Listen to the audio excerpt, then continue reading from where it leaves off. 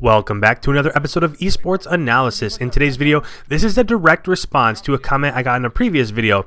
This comment is from Sion Martinez. It says, you should do a video on how Chicago choked a huge lead, needing only 8 points for a W against Faze on Arkhlov Peak. I do want to say before we get into this, if you have anything that you want me to break down, if you're watching a scrim, doesn't matter what team it is, if there's a way that I can get a hold of the video and you're unsure of what happened, just let me know and I'll be sure to break it down for you.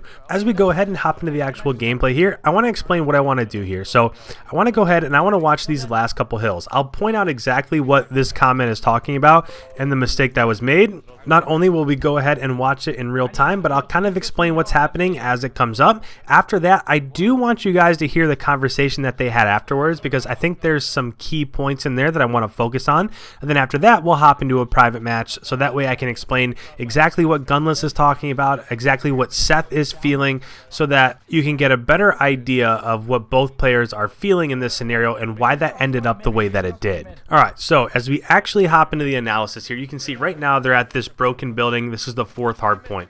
As they begin to rotate back to the 5th hardpoint, you want to have the spawn that Seth gets right here. So you do want to be spawning back at this hotel building. So as we go ahead and we watch this here, this is where the disagreement is going to happen. So right now, Seth's going to go down. He's going to spawn back hotel. When he does this, when he comes off a spawn, Formal's getting pushed. So he skips throwing a smoke right there in hopes of helping Formal and Hill with that nade. Now, what Seth didn't realize is Seth looked at his minimap, and at the time when he threw that, there were still blue arrows on his minimap pushed up towards mid-map. So in Seth's mind, that cut was still taken care of, but Formal was in Hill and he was getting pushed. So he went ahead and he prioritized throwing the nade to help Formal over throwing the smoke that you just saw him throw right there. So what happened is, as they were trying to get back in Hill, that cut is really hard to get past if you don't smoke it. That's why every time you see them come off spawn, they smoke that cut. Now, with all of that said, even with everything happening, they easily could have won on that last hill, but they didn't. They only need 8 seconds to win. So a top 3 or 4 team, I don't know what you would consider Chicago, but it's definitely at this point in time probably top 3 or 4 at least. Could be top 2. We won't really know until that Minnesota land. But even with that, they only need 8 seconds. So you would think that a pro team would be able to flood this center hill and get 8 seconds. And I don't know if they're just tilted right here. I don't know if they're kind of feeling or sensing what's going to happen. But essentially, this game ends up getting tied and Atlanta ends up winning this map. So if this was to happen in LAN, this would be like a total momentum turner. But with about 15 seconds left, this game isn't going to end up turning around. So Atlanta is going to win this one. So with that, I'm going to go ahead and I'm going to step out here. I want you to hear their conversation because it's a really good conversation and we're going to talk about it after. So with that, I'm going to step out. Go ahead and listen to this as this game comes to a close. Bro. Oh, you guys were closer when I peeked you. No. Yeah, if you just stay down, I naded over you. But Seth, you need to smoke cross. I did. No, I did. You didn't. The cross was not smoked at all. I can guarantee you that. Wait, the first time I didn't, because we were pushed out on the cuts and I naded over him and they pushed left. Yes. Bro, I remember it. When Matt died, when he overpeaked, it wasn't smoked on the cross. You know why? Because I died. That's because we were pushed up. We were pushed up. But I need you to smoke that because Dylan doesn't have anything for us. He only has the cross. They can kill us. They can kill us from L. They can kill us from top grandmas, and they can kill us on the mid hop. Damn it, dude. Dylan has none of that for me. He only has what Matt shouldn't even have peaked at. Alright, I mean, he had like my push. Yeah. I was prioritizing trying to help Matt, but I literally sprinted. I literally sprinted and said I threw a nade like at his front, and then he died. Oh, okay. Yeah. But I guess I should have smoked it. Is that when you're talking about? All right, so I didn't smoke at the time he's saying, but then I came off spawn and smoked it. But the first time I was just trying to flood hill as fast as I could. No, that was the problem I had, because I would have helped you on hill. I just died on cross, and then Dylan just got one and died immediately, and then nothing happened from it. All right, guys, so as we hop into this private match, I want to go ahead, I want to explain what Scump was thinking, I want to explain what Gunless was thinking, and then I want to explain what probably could have happened in the best case scenario in order for Chicago to go ahead and finish out this map. So as we come back here, we saw that Seth was up here fighting a BZ, so he was right here, he died here, and then when he came off spawn, you spawned back here, right? So Seth is spawning here.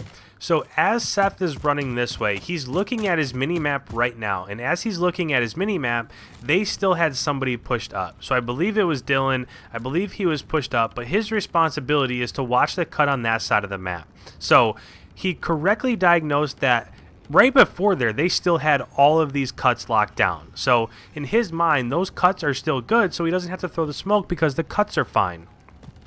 So as he's doing that, Formal's back here in Hill, and he's getting pushed from this side, so he takes his nade and he throws it over here in an attempt to flood Hill and help Formal out as much as he can. In his mind, and honestly, things happen so quickly there that I can't fault him for doing what he did. That's not necessarily the wrong call. When he was up, so just a few seconds earlier, when he was up here battling Abizi, he died. Arcides was mid-map. Arcides finished that kill.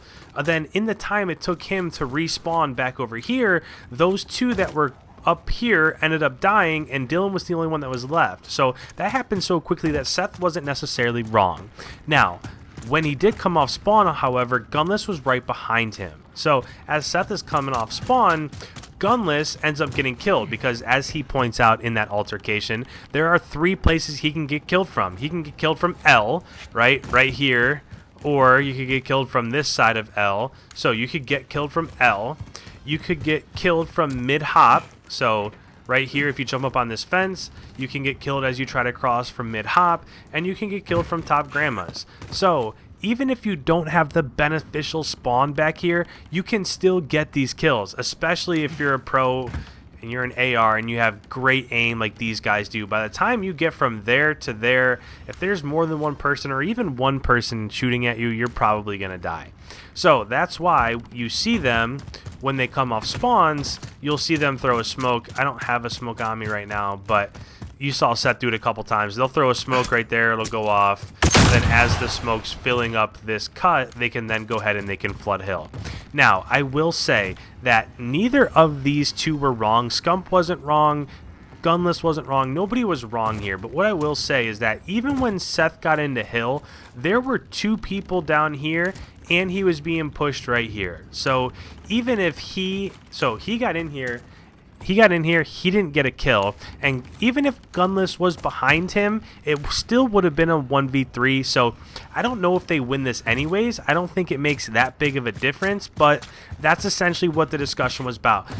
Now, I will say both people in this instance were kind of correct. If you had the option to go back with the fine-tooth comb like we're doing right now, Seth should have thrown the smoke, but it would take a really high IQ player at that point in time to realize that in the time it took him to die up there and to respawn here, to realize that 2 of those 3 cuts went down, and then he could have thrown the smoke, and then they all could have crossed. Alright guys, so with that, I hope I was able to clear things up for you. If you're ever watching a scrim and you want me to point something out, or you're not quite sure how things happen, please just let me know. Leave me a comment on any of my videos. I go ahead, I read them all, I respond to them all. So if there's ever anything you want to see, you don't understand, please just let me know. It'll be my pleasure to go ahead and talk through it.